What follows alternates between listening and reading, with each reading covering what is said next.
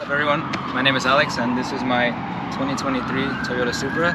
It's a 3.0 premium and it's a manual transmission. Why don't we talk about why you chose the Supra platform and then your purchase story behind it? Yeah, so the reason why I chose the Supra platform was I wanted to originally decide between a Mazda RX-7 or the new A90 Supra, and I ended up going with the A90 Supra just because it's a lot easier to maintenance. With the car being more modern, the car is a little bit cheaper than the Mazda. The Mazda's a rotary engine, so there's a lot of risk you can have with the Mazda. So I ended up going with this car, especially after I have one of my friends that ended up getting an A90 Supra. So I really liked it, and once they announced that they came out with the manual, that pretty much sold the car for me. My purchase story is kind of long. So once they announced the manual, I pretty much decided, okay, I think I'm going to go for it and try to get it. So I went to a dealership at my house, Toyota dealership. You know, I was going to see if I can get the car, but they were telling me there's no Supras on the lot, they're all gone. So I said, okay, all right, well, what can I do to try to get one in stock, you know? The guy was like, well, most of the time you have to either get a call from the salesman, he'll tell you that there's one coming in, or if there's one on the lot. He said, chances are, most of the times the car gets to the lot, it's already sold. So I said, okay, well, you know, what do I have to do to, you know, hopefully try to get one ahead of time? He said there's an allocation, you know, to get on the list, you can put a deposit down, and then, you know, you tell them kind of what you want. But even then, you're not guaranteed exactly the spec you want. So it's kind of a guessing game. Each dealership has like a list they get from Toyota, the manufacturer, every 2 weeks.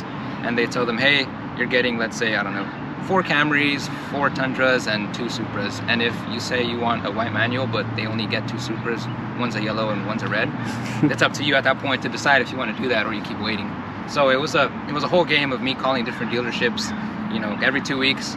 You guys got a white manual? You guys got a white manual? So trying to get that sorted out, on top of, you know, a lot of dealerships charging over MSRP, trying to figure out, I don't want to charge too much for MSRP. I kind of want to get it as close to MSRP as I can. So yeah, it was like that for about 3 months. I managed to find 2 dealers that had the car in stock, and 1 dealer managed to get me a better price than the other one, so that's what I ended up going with. So yeah, I pretty much put the deposit down. They gave me the VIN number, which was attached to my name. You know, I had like the tracking number, shipment in progress. You know, I saw it come from, I think they're built in like Austria or something like that. So it came from Austria, came over here. You know, it's at the port. As soon as I got to the dealer, went to the dealership, and then yeah, test drove it home that day.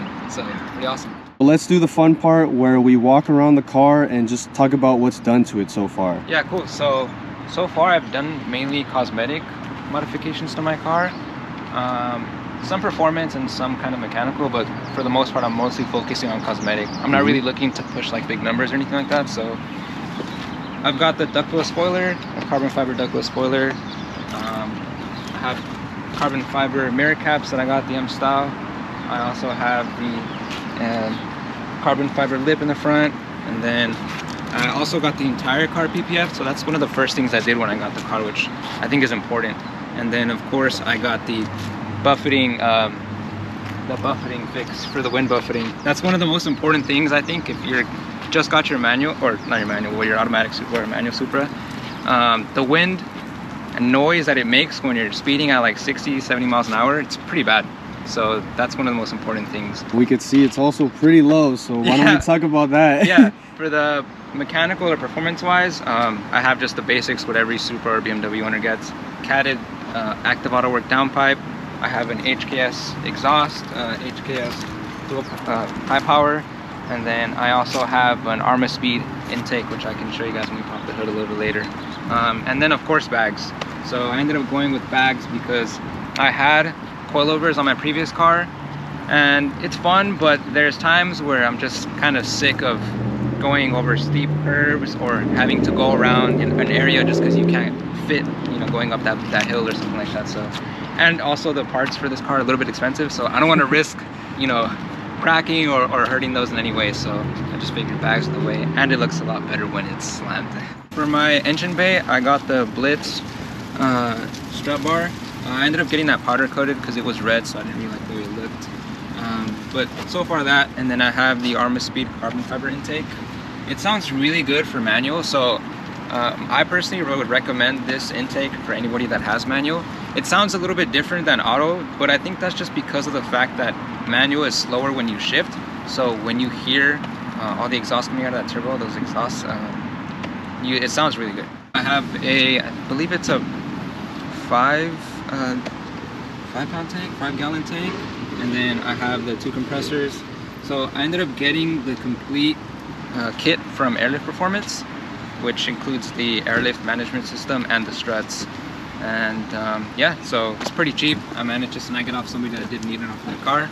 And then the shop that I ended up going to has a full lifetime labor warranty, so I got that pretty much covered. What are some pros and cons you would say about the Supra? Yeah, some of the pros are the car is fun to drive. It's fun to punch it anytime I get the chance. If I'm driving down a road and it's just like no cars for a quarter mile, just start banging gears. It's so fun.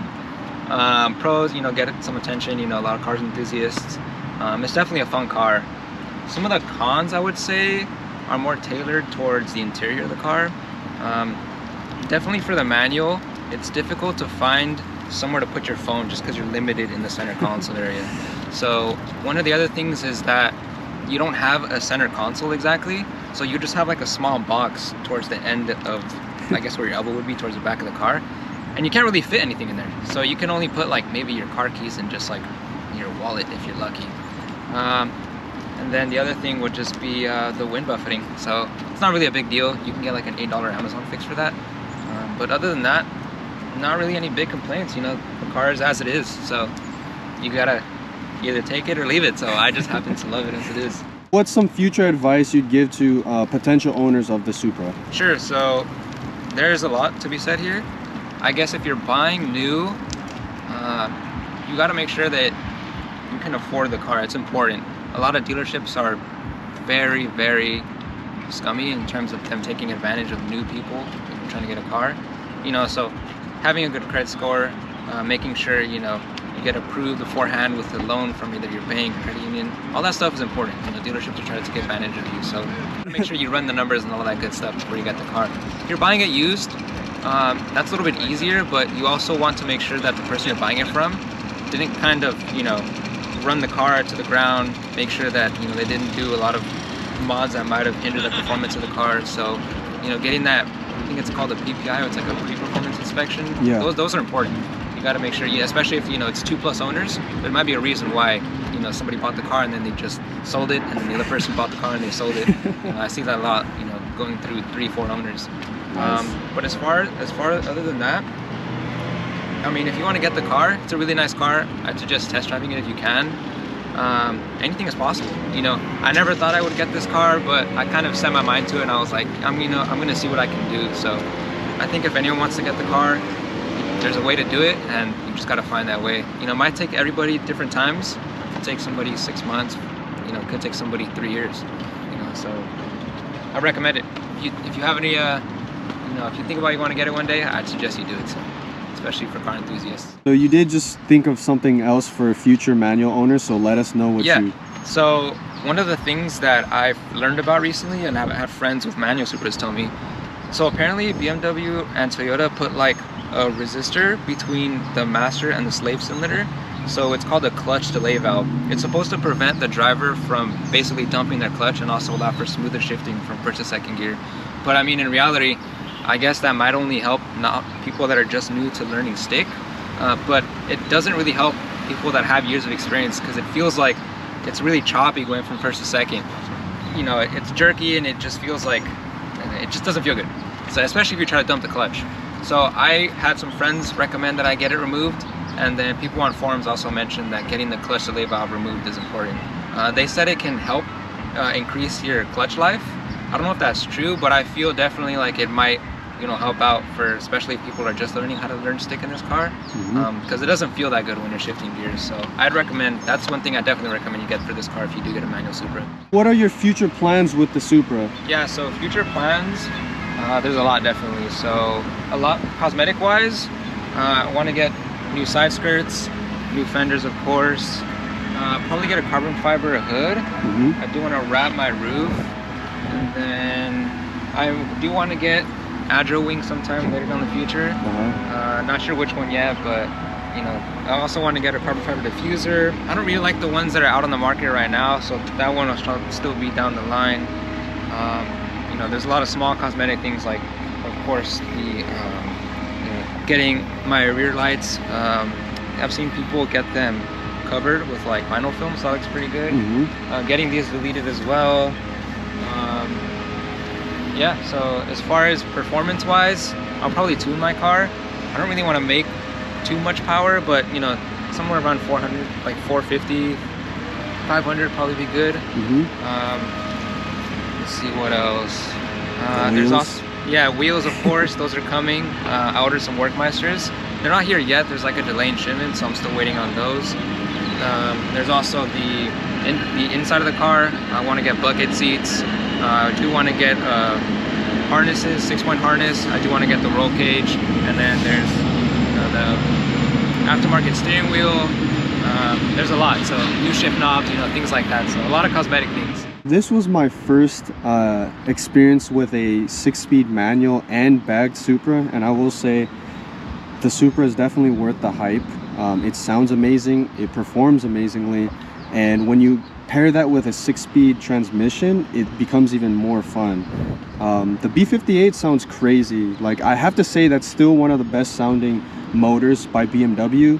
Of course, I'm biased in saying that the S65 probably does sound a little better, but the B58 is up there for sure. I have it as the best sounding inline 6 turbo motor that they have. I have it above the S58 and the S55. Let me know if you agree with that statement, but I personally think the B58 sounds the best out of those motors.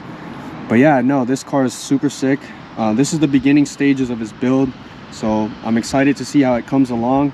If you want to follow him, this is his ad right here. Nice BMW, bro. I'll also have it in the description. Yeah, he's gonna have some work wheels on here. He's gonna tune it, push a little bit more power, and get some more aggressive carbon.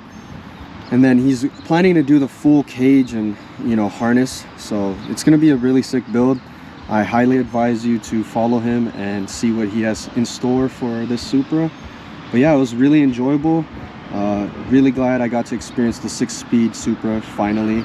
I didn't know how rare they were compared to the autos.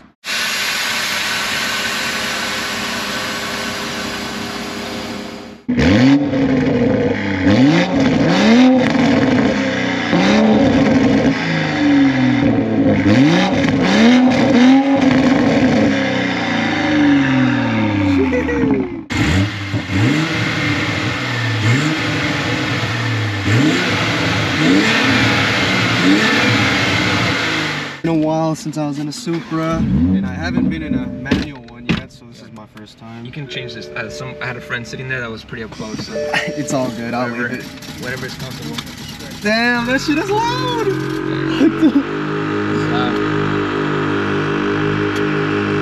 That's the only downside is the compressors, but it is what it is. So yeah. I just don't want to have to scrape whenever I'm getting into my car and into anything. So got the dash cam too. Yeah, dash cam is definitely important.